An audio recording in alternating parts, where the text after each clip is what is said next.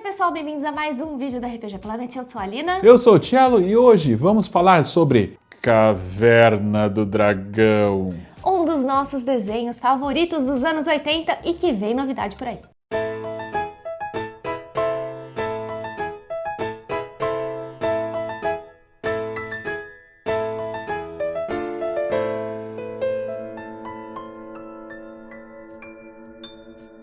Muito bem, Lina. Então, se você não sabe o que é Caverna do Dragão, vou resumir para vocês. É um desenho dos anos 80, baseado em Dungeons and Dragons, apesar de que na época a gente não sabia disso. Não, porque aqui no Brasil era Caverna do Dragão. O dragão o nome, né? Isso. E em que jovens adolescentes vão se divertir num parque de diversões, entram numa montanha-russa misteriosa chamada Dungeons and Dragons, e essa montanha-russa é, na verdade, um portal mágico para um mundo sinistro que transporta os nossos, heróis, aventureiros para esse mundo de aventuras que nada mais é do que um mundo fantástico com, com criaturas mágicas, dragões, orcs, unicórnios e tudo mais. Dragões. E lá eles descobrem um senhor idoso chamado Mestre dos Magos, que teoricamente é um sábio que vai liderar eles a conseguir voltar para casa, que o grande objetivo deles é voltar para casa. Cada um deles ali ganha uma arma mágica especial para sobreviver nesse mundo inóspito. E, enfim, essa é a sinopse aí do Caverna do Dragão. Exatamente. E esse desenho, gente, foi lançado nos Estados Unidos em 83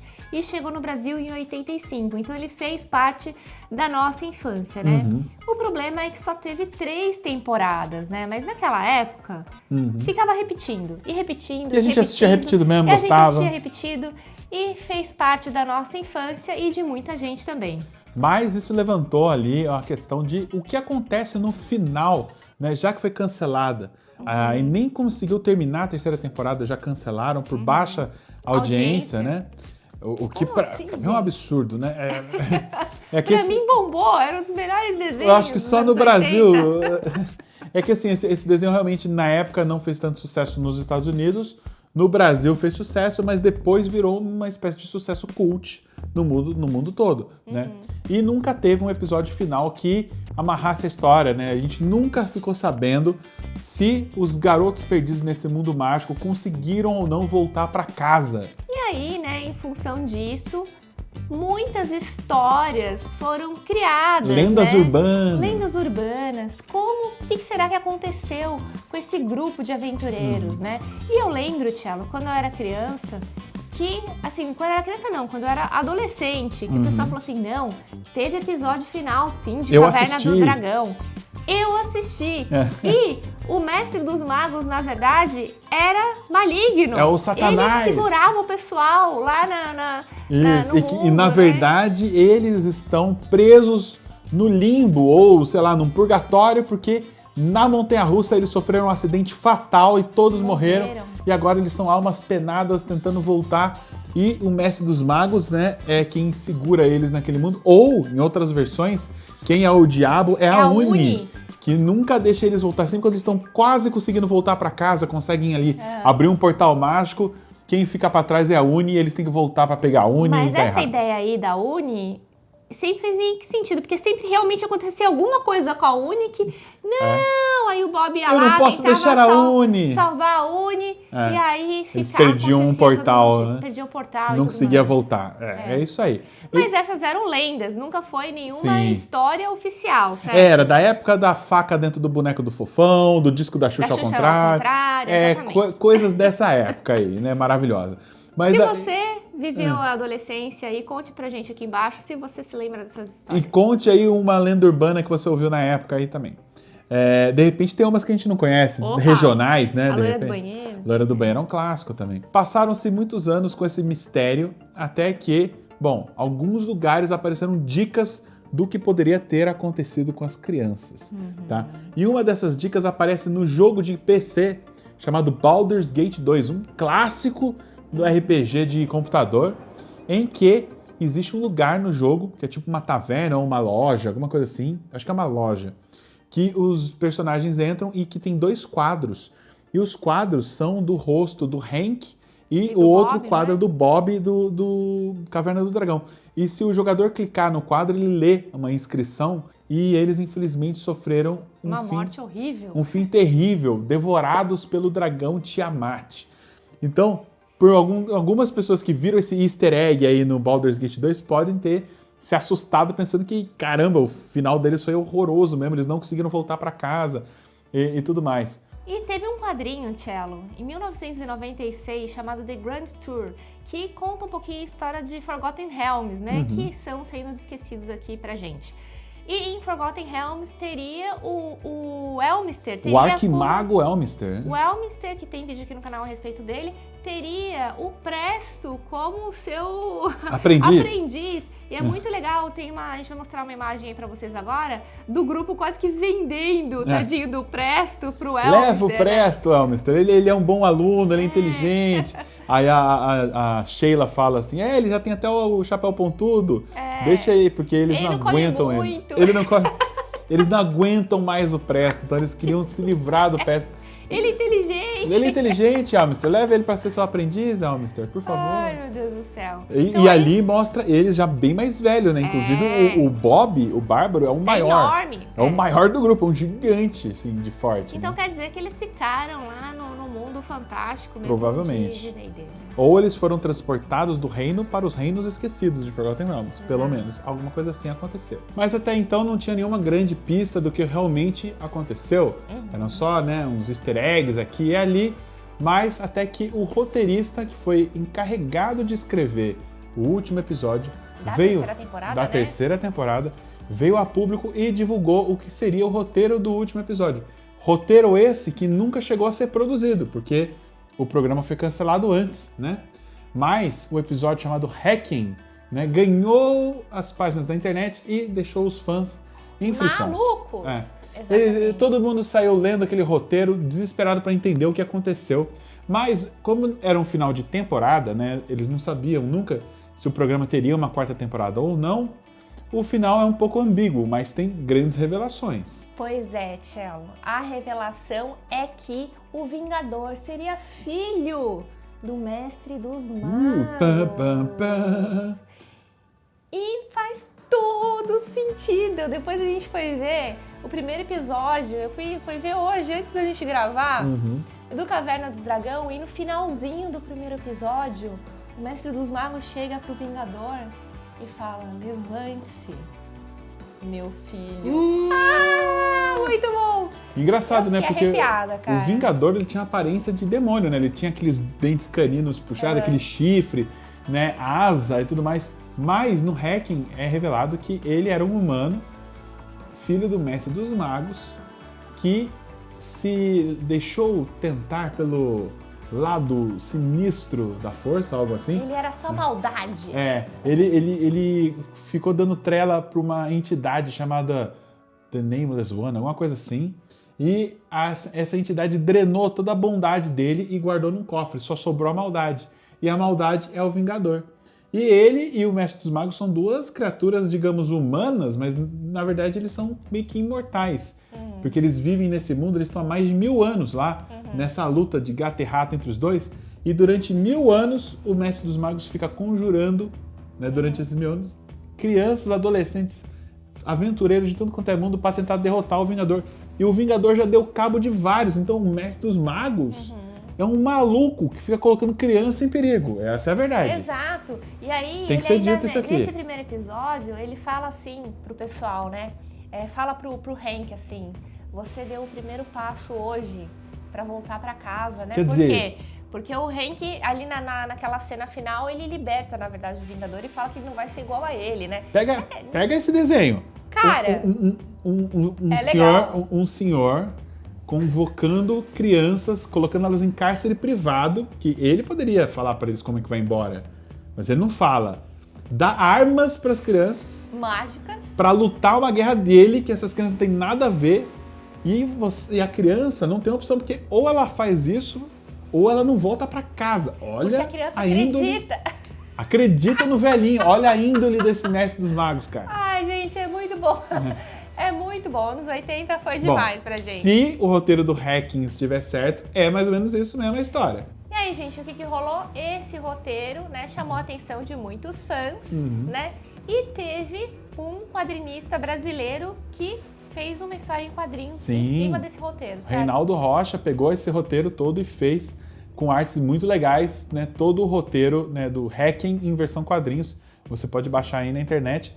E não foi só isso, né? Algum tempo depois, foi lançado o box set em DVD das 3 temporadas, né? Das quase 3 temporadas. E como conteúdo extra, fizeram um audiodrama do roteiro do episódio Hacking, né?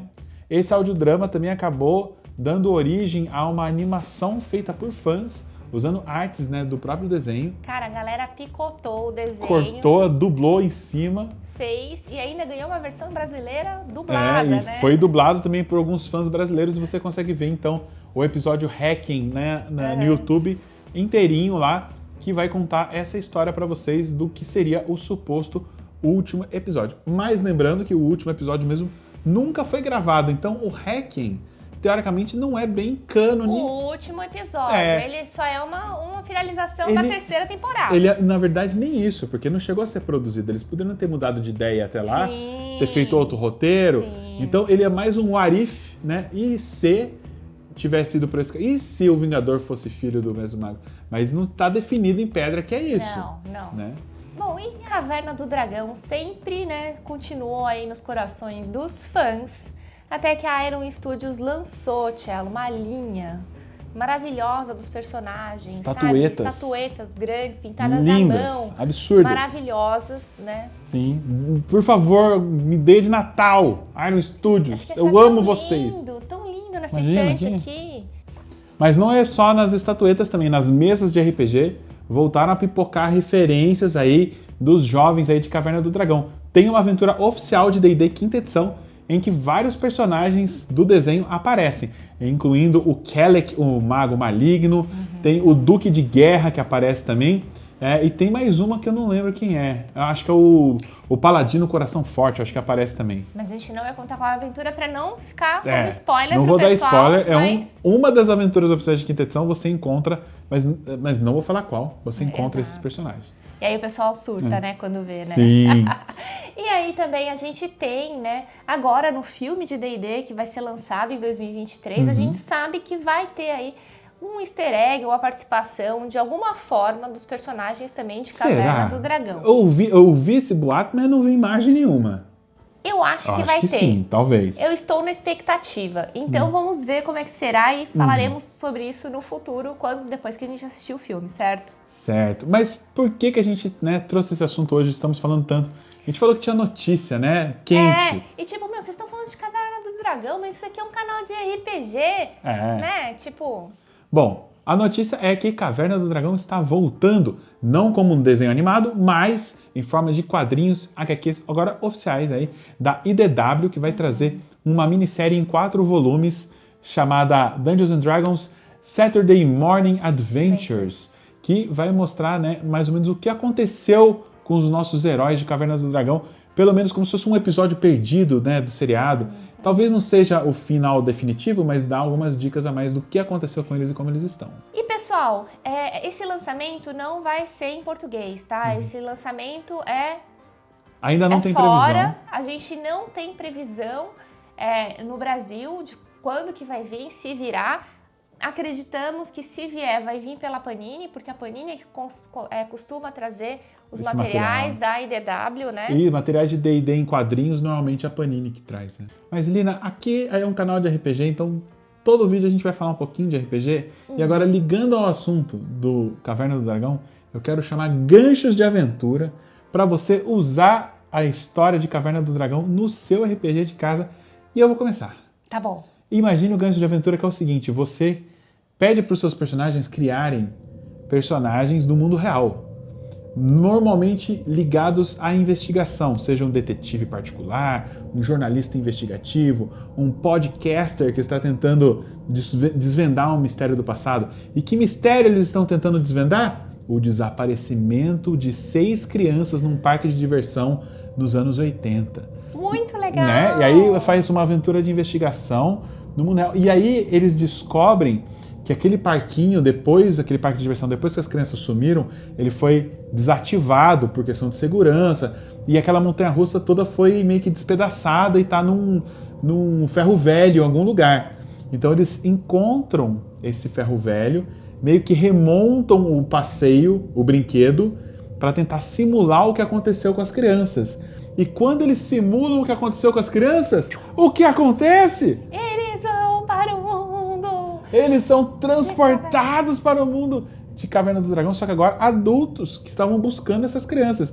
Quando eles chegam lá, bom, aí com o mestre aí que estiver jogando, desenvolver o que aconteceu com os jovens nesse período. Por favor, dê armas mágicas igualzinho o mestre dos magos deu pro seu jogador. É uma boa. É isso, esse é o meu gancho. Nossa, adorei esse gancho. Fica adorei, a ideia. Muito bom. Bom, e já que estamos inspirados, né, nos anos 80, vamos pegar desenhos, né, e coisas que aconteceram nos anos 80 e que tem a ver. Bom, a gente tem um cenário em D&D chamado Spelljammer, né, inclusive a gente está jogando uma campanha de Spelljammer. Na roxinha. Spelljammer, você tem aqueles barcos voadores e tudo que você consegue viajar entre os planos, Sheldon. Viajar entre os planetas, no espaço. Exato.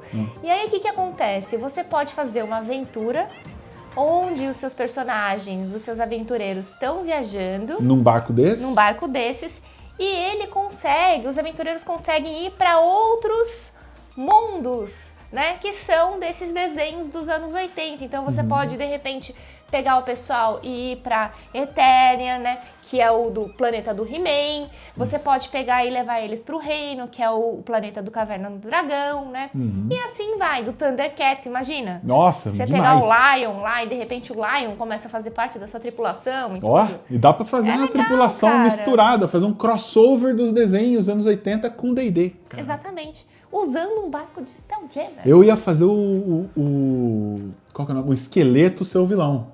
E o esqueleto se alinhou com o Monra. Olha só, aliança macabra. Nossa, esqueleto com o Monra. E o Vingador correndo por fora ali? Opa! Doido. Ficou difícil, hein? Bom, e aí, gente? A gente quer que vocês contem um pouquinho pra gente, né? A experiência de vocês, se vocês sabem de mais lendas urbanas com relação à Caverna do Dragão, mais lendas urbanas divertidas dos anos 80. Qual o personagem favorito também, né? Dos 6 aí, das crianças aí? Qual é o quem personagem que vocês favorito? se espelhavam, né? Eu era a Sheila quando era criança, né?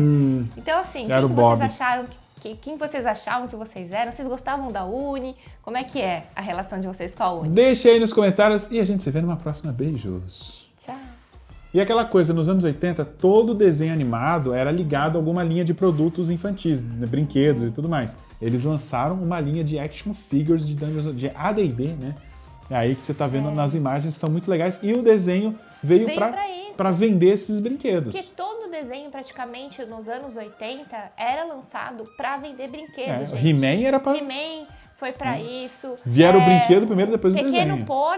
Pequeno Pônei foi para isso. Thundercats veio para vender, né, brinquedo. Todos. Caverna do Dragão veio para vender, então, os brinquedos da linha do AD&D.